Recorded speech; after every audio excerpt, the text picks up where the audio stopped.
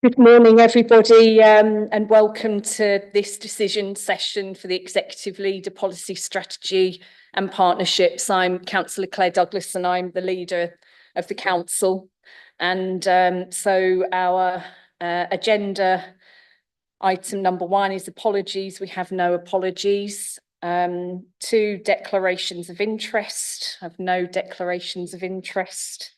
Item number 3 is to approve the minutes from the meetings held on the 17th of July and the 18th of September.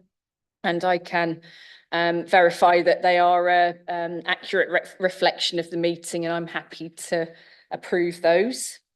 Next item is public participation, and we have no registered speakers today. So we move on to item 5, which is the LGA Peer Challenge Progress Review. And we have Helen Whiting here, who's going to introduce the reports to us. Thanks, Helen. Please go ahead. Thank you and good morning. So yes, this is the corporate improvement action plan. We may recall that we had the peer group in February, and we presented in July the corporate improvement framework at an earlier meeting of this in July, which was agreed, and the Chief Operating Officer has created an action plan, which will be presented when the peers return in December. So just as a reminder, the corporate improvement plan is kind of a key focus of where our journey is in terms of our achievements to date since February. And there's been an awful lot of achievements, which have been really, really great. What has been good is the action plan that we developed was a real opportunity to develop an awful lot of things into one action plan and really showcase. And I think that's been really welcomed by staff as they've got involved with this and with our partners, etc. as well, which has been great. And obviously this is part of a continuous improvement as opposed to just a simple reaction to the peer challenge. However, you know, we are addressing the recommendations. So there is an awful lot of cross-referencing from our framework, from our action plan, links to things like the workforce strategy plan, we've got the anti-racism plan, we've got equality. There's a whole host of things that have linkages in here, which is really good.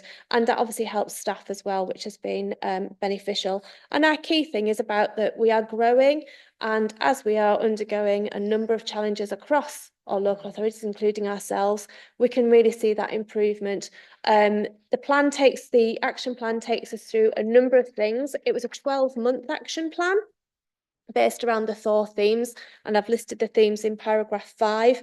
It was a 12-month action plan. We're at month 8 effectively, and I'm pleased to say that there's a large proportion of it has actually been achieved already, which is really testament to how our workforce have really pulled around this, and officers and partners as well. You can see at the annex of the improvement plan, I'm happy to go through any element of that, but I've detailed at paragraphs 13 onwards a kind of an overview. So recommendations from the peers of 1 to 5 largely looked at leadership priorities about strengthening our culture and meeting the ambitions of the council plan. And if anyone was listening to the exec, we talked earlier last week about how many achievements again have been on the council plan, which is brilliant. And some of that is testament and also reflected here in terms of the evidence. Our workforce are obviously at the heart of all of our recommendations in terms of these leadership priorities and culture. We've done a lot of work around let's talk about leadership. We've reconfirmed and reinforced and refocused accountabilities and responsibilities. And they match with our expected values and behaviours as well. There's a number of actions that we've taken, including introducing a buddy system. And one of the comments was about reinforcing our management and leadership training as well, which is really good because we actually already had that in track. And that's something that officers have already kind of seen and we're developing and launching in the new year, which is great. Recommendation 6 looked around performance, and this is kind of like how we do our work. We already have an awful lot of frameworks in terms of performance, but what we've actually done is produce a core services performance board, which is new, and this links to a lot of the new governance boards that we've actually developed since the peers were here, and on the back of the new corporate management team restructure that was agreed in April and has recently been finalised with our last appointment. Performance obviously also looks at the hard work of our workforce, and it's about the successes there. I've already mentioned that there's been a lot of achievements, and it's really good that we've actually got some new ways to celebrate success as well. That links with recommendation 7 in terms of internal engagement as well. So our cohort of Leading Together, which is our senior managers, they're part and parcel of celebrating that success and strengthening our internal communications.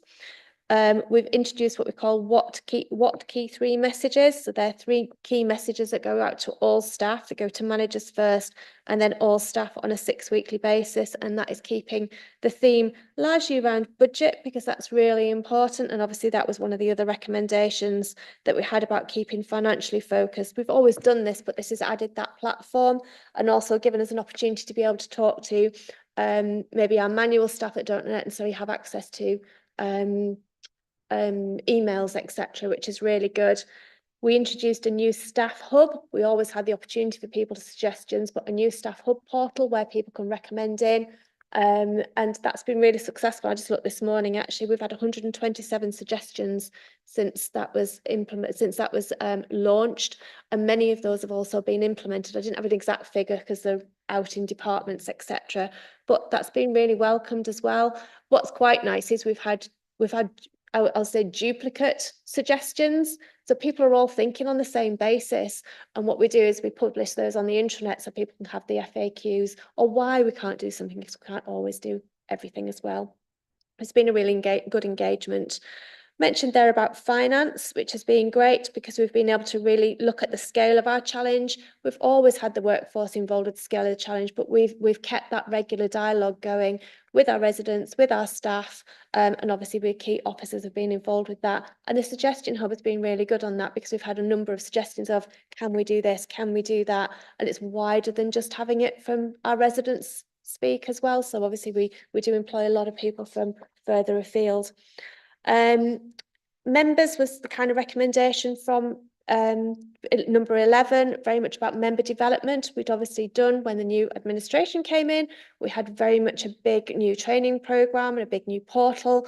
We're extending that, we're reviewing that and take that forward. And there's also some bespoke training where it's actually requested.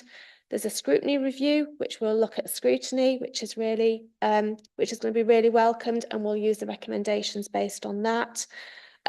And then the rest of the recommendations was very much around the combined authority, working with our partners. And we did a lot of work around working with partners about the peer challenge, first of all, the results of it, developing where we can use different platforms and working with city leaders. And then obviously when the peers came in, combined authority was brand new, it was 2 weeks old at that time. And that has really grown from strength to strength. I mean, we've got £18 million worth of investment coming from the combined authority. So it's building that and working and co-producing. And there's an awful lot, and you know, a lot of the projects that we've got on board there, which is great. And all these kind of things need to be showcased to our peers when they come in on the 9th. So that's effectively what I'm doing, preparing for them to come in. They will have a whole day where they will come in, meet yourself as leader and chief operating officer. They'll meet members of CMT, and they will meet with partners as well. And we will showcase all of the evidence that we've got on board. At the minute, we're looking at over 100 documents, but we're going to make that alive very much by presentation, and also like mini breakouts in terms of videos and things. And we'll make that there. I'm happy to take any questions that you have on the action plan, but all I would say is that I'm pleased with it. I think we've done a lot of work on it, and let's hope that the peers can give us a good report when they return. Thank you for that, Helen. And it's great to see such a comprehensive coverage of all of the work that has been done over the past 8 months. And the huge breadth of it as well. It really has touched, I think, every element of the organisation. and many elements of the external community that we sit in as well. And it's great to see the progress that has been made.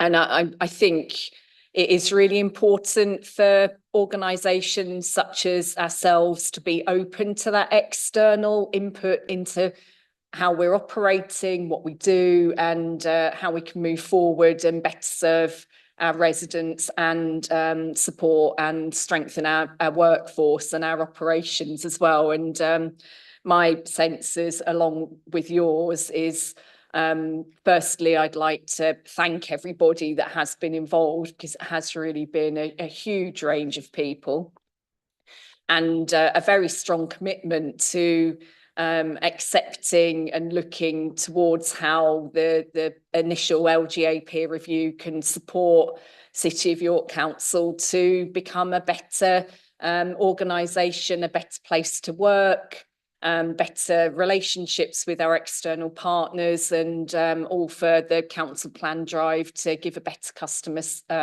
experience of interacting with our organisation. And I have to say, firstly, the report that you've given and the action plan achievements, I'm really glad to see how far we've got, and there's still some work to do. And the LGA peers will come back in December, and they'll have a look at what we've achieved so far, and I'm sure they'll help us to look at where we need to focus next as well, which would be very welcomed.